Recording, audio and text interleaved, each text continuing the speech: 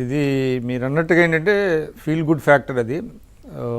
నాలుగోసారి ఆయన ముఖ్యమంత్రిగా ఛాంబర్కి వెళ్ళి ఆయన సంతకాలు పెట్టడం అనేటువంటిది చరిత్రలో చాలా అరుదుగా జరిగేటువంటిది. ఎందుకంటే నాలుగోసారి ముఖ్యమంత్రిగా ఆయన వెళ్ళటం, ఆయన ఇప్పుడు అందుకే ఆయన్ని జాతీయ స్థాయిలో కంబ్యాక్ మ్యాన్ అంటున్నారు. నాలుగోసారి తిరిగి అధికారంలోకి రావడం అనేటువంటిది మామూలు ఆషామాషి విషయం కాదు.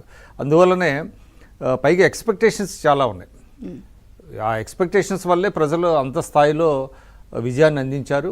ఆ ఎక్స్పెక్టేషన్స్ తగినట్టుగానే ఆయన మొదటి రోజునే 5 తొలి సంతకాలు, అంటే 5 ఫైల్స్పై సంతకాలు పెట్టడం, 5 వర్గాలని ఆయన సంతోషపరచడం, అడ్రస్ చేశారు, చేయటం అనేటువంటిది చాలా గొప్ప విషయం. అదే మీరు అన్నట్టుగా దారి పొడవునా పూలు పరిచారు.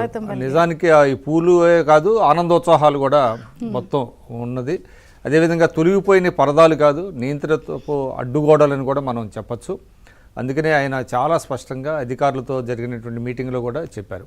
ఎందుకంటే వ్యవస్థలు చాలా, ఎవరు అధికారంలో ఉన్నా కూడా వ్యవస్థలు స్మూత్గా పనిచేయాలండి. కానీ జరిగింది ఏంటంటే ఆ వ్యవస్థలన్నీ ధ్వంసం చేశారు. అధికారులు చాలా ఒక రకంగా చెప్పాలంటే అంతగా దిగజారినటువంటి పరిస్థితి గతంలో ఎప్పుడూ మనం చూడలేదు. ఐఆర్ఎస్లని కూడా ఆంధ్రజ్యోతి కావచ్చు, మిగతా పత్రికలు కూడా పెట్టినాయి ఏ విధంగా వాళ్ళు వ్యవహరించారు అనేటువంటిది కూడా. ఎందుకంటే ప్రభుత్వంలో 46 కీలకమైనటువంటి శాఖలు ఉంటాయండి. ఆ 46 కీలకమైనటువంటి శాఖల అధిపతులు కరెక్ట్గా పనిచేస్తేనే ఈ ప్రభుత్వ యంత్రాంగం సాఫీగా జరుగుతుంది, ప్రజలకి అందాల్సినటువంటి సేవలు స్మూత్గా అందేటువంటి పరిస్థితి ఉంది. ఇప్పుడు తక్షణ కర్తవ్యం అంటే చంద్రబాబు నాయుడు గారిది అధికార యంత్రాంగాన్ని గాడిలో పెట్టడం, తనకు అనుగుణంగా వారిని పనిచేయించుకోవటం. గతంలో జరిగింది అది. ఆయన అధికారంలోకి వచ్చిన వెంటనే కూడా మనం చూసినట్లయితే ముందు అధికార యంత్రాంగం కరెక్ట్గా లేకపోతే అనుకున్నది డెలివరీ సిస్టమ్ అనేటువంటిది కరెక్ట్గా ఉండదు. ఇచ్చినవి మళ్ళీ వాళ్ళు డెలివరీ చేయాలంటే యంత్రాంగం ఉండాలి. అందువల్ల నిన్న వారితో చెప్పటం కూడా ఇంతకు ముందు గతంలో ఎప్పుడూ లేదు ఈ స్థాయిలో అనేటువంటిది ఆయన చాలా అంటే సూటిగానే చెప్పారు. ఎక్కడ తగలాలో అట్లాగా తగిలింది వాళ్ళకి. అందువల్ల తర్వాత ఏంటంటే ఎవరైతే వాళ్ళతో అంటగాగారో, గత ప్రభుత్వం నియంతృత్వంతో అంటగాగారో వాళ్ళందరినీ తీసి పక్కన పెట్టాలి. ఎందుకంటే తిరిగి వాళ్ళ నుంచి కరెక్ట్గా అంటే ఈ ప్రభుత్వానికి అనుగుణంగా వాళ్ళు పనిచేస్తారని మనం ఎక్స్పెక్ట్ చేయలేము. అందువల్ల తన సొంత టీము ఇప్పుడు ఎట్లయితే మంత్రుల్ని ఆయన ఎంపిక చేసుకొని ముందుకెళ్తున్నారో దానికి అనుగుణంగా అధికారులను కూడా ఆయన ఎంపిక చేసుకోవాలి. సమర్థులైనటువంటి అధికారులని, నిజాయితీపరులైనటువంటి అధికారులని, ముఖ్యంగా జవాబుదారీతనం వహించేటువంటి అధికారులను కూడా తీసుకెళ్ళాలి. ముఖ్యంగా మనం చూసినట్లయితే మెగా డిఎస్సి, గతంలో మెగా డిఎస్సి ఇస్తామని వాళ్ళు అమల్లో ఉన్నప్పుడు ఒక 6,000